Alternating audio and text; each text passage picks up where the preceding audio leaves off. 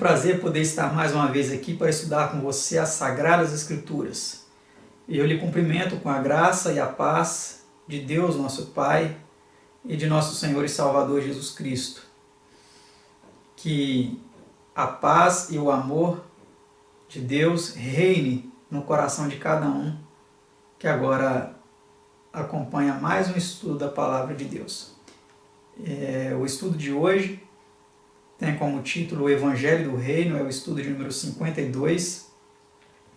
Ele é composto por 21 perguntas e respostas. E eu convido a você que se ajoelhe comigo para orarmos antes de darmos início ao estudo de hoje.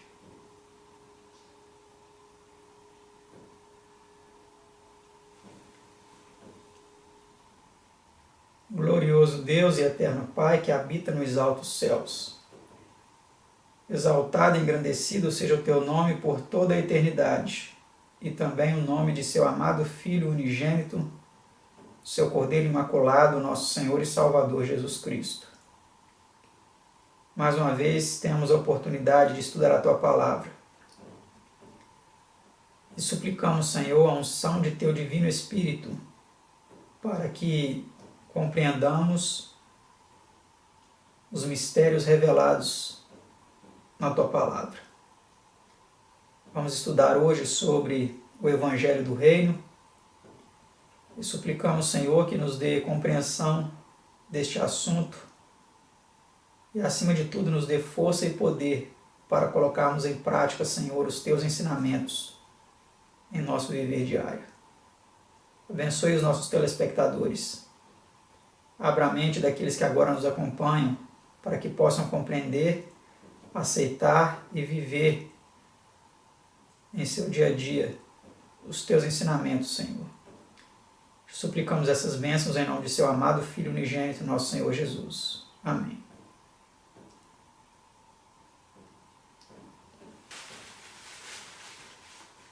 Se você perceber alguns barulhos salteados ao fundo, eu peço a sua compreensão e peço desculpas porque está chovendo aqui e talvez você possa ouvir barulhos de pingo, alguns barulhos ao fundo, então eu peço que você nos perdoe, mas eu creio que não será suficiente para atrapalhar o andamento de nosso estudo. Como nós dissemos e como você percebeu aí em sua tela, vamos estudar hoje o tema de número 52, que tem como título o Evangelho do Reino. E a primeira pergunta diz assim: que evangelho pregou Jesus? Percorria Jesus toda a Galiléia, ensinando nas suas sinagogas e pregando o Evangelho do Reino. Mateus 4, verso 23. Pergunta 2. Com que amplitude disse ele deveria isso ser feito? E este Evangelho do Reino será pregado em todo o mundo, em testemunho a todas as nações, e então virá o fim. Mateus 24, 14. Então, amplitude, pregar em todo o mundo, né? Pergunta 3. Que mostra que sempre foi o desígnio divino que o mundo inteiro ouvisse o Evangelho?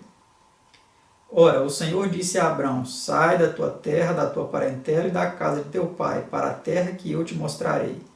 E far-te-ei uma grande nação, e abençoar-te-ei e engrandecerei o teu nome, e tu serás uma bênção. E em ti serão benditas todas as famílias da terra. Gênesis 12, 1 a 3. Ora, tendo a Escritura previsto que Deus havia de justificar pela fé os gentios, anunciou primeiro o Evangelho a Abraão, dizendo: todas as nações serão benditas em ti. Gálatas 3, versículo 8. Então, nós vemos aí que o propósito de Deus era abençoar todas as famílias da terra através do Evangelho, mas para que nós entendamos por que ele disse isso a Abraão, que viveu tantos e tantos anos longe do tempo de Cristo, que anunciou o Evangelho, é porque Cristo é um descendente direto de Abraão. Ele vem da descendência de Abraão, da genealogia de Abraão. Então Deus disse: em tua descendência, Abraão, serão benditas todas as famílias da terra. Por quê? Porque da linhagem de Abraão viria Jesus Cristo, que então seria aquele que abençoaria toda a terra através de sua vida e de seu sacrifício por cada ser humano, né? Pergunta 4. Como advertiu Deus a Israel contra o formalismo? Porque o Senhor disse, pois que este povo se aproxima de mim e com a sua boca e com os seus lábios me honra, mas o seu coração se afasta para longe de mim, e o seu temor para comigo consiste só em mandamentos de homens, em que foi instruído. Portanto, eis que continuarei a fazer uma obra maravilhosa no meio deste povo, porque a sabedoria dos seus sábios perecerá, e o entendimento dos seus prudentes se esconderá. Isaías 29, 13 e 14. Então aqui Deus estava repreendendo aquele povo pela sua formalidade. Adoravam a Deus apenas de boca, louvavam a Deus apenas com seus lábios, mas o seu coração estava longe de Deus. Pergunta 5. O que mostra que eles haviam substituído o culto do coração pela cerimônia ritual do templo? Assim diz o Senhor dos Exércitos, o Deus de Israel, melhorai os vossos caminhos e as vossas obras, e vos farei habitar neste lugar. Não vos fieis em palavras falsas, dizendo, templo do Senhor, templo do Senhor, templo do Senhor é este. Jeremias 7, 3 e 4. Então nós vemos aqui, meus amados, que aquele povo estava colocando a sua confiança no templo e não estavam vivendo à altura da fé que eles professavam. Será que hoje está diferente? Será que as pessoas que hoje frequentam milhares e milhares de templos espalhados por todo o mundo estão vivendo à altura da fé que professam? É algo a se pensar, é algo para refletirmos, né? Pergunta 6. Que infortúnio nacional trouxeram sobre si mesmos por haverem apostatado de Deus? Vamos ver o que lhes aconteceu. E todo Israel foi contado por genealogias, que estão escritas no livro dos reis de Israel. E os de Judá foram transportados à Babilônia, por causa da sua transgressão. 1 Crônicas 9, verso 1. Nós vemos aí a consequência da sua transgressão, da sua rebeldia, da sua apostasia. Foi muitos deles terem morrido e alguns terem sido transportados para a Babilônia. Essa nota em nosso estudo explica um pouco melhor, dizendo o seguinte: desde os tempos mais remotos tem sido o desígnio de Deus que os que recebem o Evangelho o torne conhecido de outros. Para esse fim escolheu ele um povo especial e o estabeleceu na Palestina, na rota das nações. Mas eles esconderam de si mesmos a revelação da verdade, perdendo-a, pois. Uns poucos, como Daniel e seus companheiros, mantiveram ligação pessoal com Deus, apesar de rodeados de baixa espiritualidade e frio formalismo, sendo então escolhidos por Deus para executarem o seu plano de que o Evangelho do Reino fosse pregado em Babilônia. Eles foram experimentados e instruídos em Babilônia, como está descrito no primeiro capítulo de Daniel. E então, estando preparados para divulgar o Evangelho, abriu-se-lhes providencialmente o caminho por meio do sonho de Nabucodonosor, que nós vimos no estudo anterior. Que sonho foi esse, né? Então, essa foi a forma com que Deus fez com que o Evangelho fosse pregado, né, a outras nações.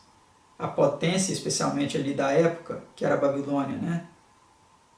Transformando males em bem, transformando ali a deportação do povo judeu para a Babilônia como um meio de espalhar a pregação do Evangelho, o Evangelho do Reino, aquela grande pedra que abrangeria o mundo todo como um reino universal. Vamos para a pergunta 7. Ao interpretar o sonho de Nabucodonosor, que reino, disse Daniel, viria depois dos 4 impérios mundiais? Mas nos dias destes reis, o Deus do céu levantará um reino que não será jamais destruído. Daniel 2,44. Pergunta 8. Que faria esse reino com os outros reinos? Vamos ver. Este reino não passará a outro povo, esmiuçará e consumirá todos esses reinos. O mesmo versículo aí, né? Daniel 2,44. Pergunta 10. Que palavras de Cristo encerram em si a vitória final do Evangelho? Pois também eu te digo que tu és Pedro, e sob esta pedra edificarei a minha igreja, e as portas do inferno não prevalecerão contra ela. Mateus 16, verso 18. Essa nota explicativa em nosso estudo diz assim: antigamente as portas das cidades eram lugares usados para se fazerem julgamentos, transações comerciais e deliberar sobre assuntos públicos. O termo portas, pois, é usado para designar concílios, desígnios, maquinações e maus propósitos. As portas do inferno significam os tramas, estratagemas e desígnios de Satanás para derrotar a igreja, mas nenhum desses prevalecerá. Então nós vemos aí a explicação dessa referência de Cristo a Pedro, né? Pergunta 11. Que promessas feitas a Davi se cumprirão assim? Então vamos ver. Porém a tua casa e o teu reino serão firmados para sempre, teu trono será firme para sempre. Segundo Samuel 7,16. Essa notinha aí explica para nós, né, esse texto. Unindo sua divindade com a humanidade, ao tornar-se filho de Davi, lançou Cristo o alicerce sobre que constituiu a sua igreja, estabelecendo assim a casa de Davi para sempre. O reino de Deus, a casa de Davi e a igreja de Cristo estão tão inseparavelmente unidos nesta profecia que o estabelecimento de qualquer deles implica o dos outros dois. Então nós vemos aí, né, que Cristo, vindo ali também da descendência direta de Davi, né, nós vemos ali as criancinhas quando ele entrou em Jerusalém clamando hosanas ao filho de Davi.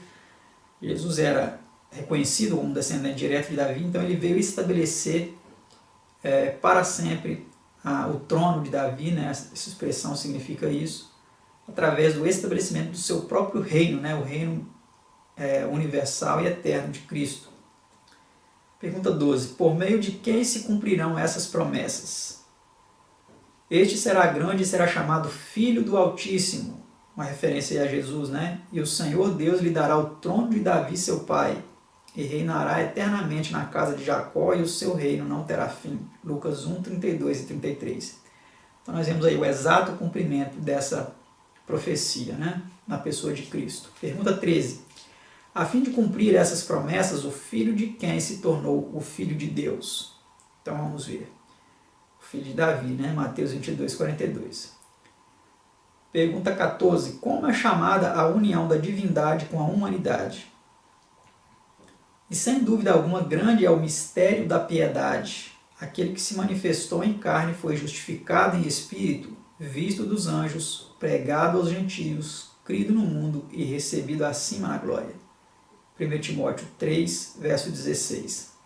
Eu quero fazer aqui uma observação. Em algumas versões, esse texto, onde aparece aqui aquele que se manifestou em carne, algumas versões trazem assim: Deus se manifestou em carne. É importante nós estarmos atentos com relação a essas diferenças de versão, porque é possível que muitas dessas diferenças elas aconteçam para se tentar forçar aí uma compreensão errônea a respeito da pessoa de Cristo, e tentando, então, assim, fortalecer a doutrina da Trindade. Esse texto aqui ele está na versão de Almeida, revista e corrigida, né? De 1 Timóteo 3,16, está dessa forma: aquele que se manifestou em carne. Então, essa profecia é chamada de a manifestação de Cristo em carne, né? Esse evento que antes de acontecer foi uma profecia, mas hoje já é uma realidade, um fato consumado, é chamado pelo apóstolo Paulo de um mistério da piedade. Como chamou Jesus esse mesmo mistério? Então vamos ver aí através dessa pergunta 15, que referência que Jesus fez a isso. E ele disse-lhes: a vós vos é dado saber os mistérios do reino de Deus, mas aos que estão de fora, todas essas coisas se dizem por parábolas. Marcos 4, verso 11. Então, o próprio Jesus também chamou os seus ensinamentos, aí, os ensinamentos do Evangelho, das suas mensagens, né, de mistérios do reino de Deus. Pergunta 16. Por meio de que confissão negaram os sábios da Babilônia qualquer conhecimento dessa doutrina importante do cristianismo? Porque o assunto que o rei requer é difícil, e ninguém há que o possa declarar diante do rei, senão os deuses, cuja morada não é com a carne. Daniel 2, verso 11. Então, eles aí demonstraram claramente que para eles isso não tinha como saber, né? Que Deus tinha revelado a ele, Nabucodonosor, em sonho. Essa nota em nosso estudo diz assim: a união do divino e humano na pessoa de Cristo é o mistério da piedade, ou o mistério do reino de Deus. No caso da semente que é semeada no campo, esse mesmo princípio é ilustrado pela união do poder reprodutor com a forma material. Assim como a semente é capaz de multiplicar-se, também Cristo, tornando os crentes participantes da natureza divina, neles reproduz seu próprio caráter. Por ocasião de sua vinda, concede aos súditos do reino o dom da imortalidade, 1 Coríntios 15, 51 a 53. E assim o reino permanecerá sempre. É possível que os sábios de Babilônia nada compreendessem acerca da encarnação de Deus na carne do Messias vindouro, mas em sua declaração de que a morada dos deuses não era com a carne, expunham o erro fundamental de Babilônia, tanto antiga como moderna, e em realidade negavam o princípio vital do cristianismo. Nisso consistia o principal segredo, ou mistério do reino de Deus, que precisava tornar-se conhecido em Babilônia e que ainda deve ser proclamado ao mundo inteiro. Então, quando aqueles sábios disseram, ninguém pode revelar isso ao rei, senão os deuses, que não habitam com a carne, eles estavam ali, então, demonstrando uma ignorância de sua parte a respeito de um fato também que viria a se consumar. O próprio Filho de Deus se faria carne, e revelaria então os mistérios do reino de Deus aos seus discípulos. Pergunta 17. Com referência a que oraram Daniel e seus companheiros. Então Daniel foi para sua casa e fez saber o caso a Ananias, Misael e Azarias, seus companheiros, para que pedissem misericórdia ao Deus do céu sobre este mistério. Daniel 2, 17 e 18. Então eles foram orar, para que tivessem assim então respondido a eles a respeito deste mistério, para que eles pudessem então revelar ao rei Nabucodonosor. Pergunta 18. Qual teria sido o resultado se eles deixassem de obter o conhecimento desse mistério, a fim de que Daniel e seus companheiros não perecessem com o resto dos sábios de Babilônia? Daniel 2,18, última parte. Então nós vemos aí, meus amados, que a condenação, caso os sábios de Babilônia não revelassem esse mistério a Nabucodonosor, seria a morte. Ele já tinha decretado, vou matar todos vocês. E Daniel então pediu um prazo, como nós vimos no estudo anterior, e ele então obteve de Deus, através de oração, a revelação deste mistério. Pergunta 19. Como foi revelado o segredo contido no sonho do rei e assim tornado conhecido em Babilônia o mistério do reino de Deus? Então a resposta diz assim: então foi revelado o mistério a Daniel numa visão de noite. Então Daniel louvou o Deus do céu. Daniel 2, verso 19. Vimos esse verso também no estudo anterior, que foi dessa forma, que foi revelado a Daniel numa visão de noite. Ele teve uma visão de noite, provavelmente sonhou com o mesmo sonho de Nabucodonosor, e ele então assim louvou o Deus do céu e teve a sua vida, a vida dos seus 3 amigos, e também a vida de todos os sábios de Babilônia, que já estavam condenados à morte, teve as suas vidas poupadas. Essa nota em nosso estudo diz assim: a mais importante verdade do Evangelho do Reino de Deus era negada na religião de Babilônia. Isso tornou preciso que essa mesma verdade fosse pregada ali. Esse mistério do Reino de Deus era o segredo real e importante que os sábios de Babilônia não podiam transmitir ao rei, e que só podia ser aprendido por meio de revelação. É esse o mistério que desde os séculos esteve oculto em Deus. Efésios 3:9. E as riquezas da glória deste mistério é Cristo em vós, esperança da glória. Colossenses 1:27. Ou o mistério do Evangelho. Efésios 6, verso 19. Então nós vemos aí que este mistério é o próprio Cristo, e a sua encarnação. Pergunta 20. Como reconheceu Nabucodonosor a Deus como sendo o revelador e, dessa maneira, a relação íntima de Daniel com ele? Vamos ver então o reconhecimento de Nabucodonosor, Respondeu o rei a Daniel e disse: certamente o vosso Deus é Deus dos deuses e o Senhor dos reis e revelador de mistérios, pois pudeste revelar este mistério. Daniel 2, verso 47. Então ali o próprio rei, o maior monarca, o homem mais poderoso do mundo na época, reconheceu então o verdadeiro Deus. reconheceu que o Deus de Daniel, em oposição a todos os deuses ali de Babilônia, era o Deus verdadeiro. Era o único que poderia revelar os segredos e mistérios profundos e escondidos. Pergunta 21 e última do nosso estudo. Quando o Evangelho do Reino for pregado em toda parte e Cristo se manifestar como Rei, que convite será feito aos que aprenderam o mistério do Reino? Vamos ver que convite é esse. E quando o Filho do Homem vier em sua glória e todos os santos anjos com ele, então se assentará no trono da sua glória. E todas as nações serão reunidas diante dele. Então dirá o Rei aos que estiverem à sua direita: Vinde benditos de meu Pai, possuí por herança o reino que vos está preparado desde a fundação do mundo. Mateus 25, 31 a 34. Que você e eu possamos ouvir essas palavras dos lábios de Jesus, para então sermos cidadãos eternos do reino dele. Que Deus nos abençoe e até o nosso próximo estudo, se assim Deus nos permitir. Tchau, tchau.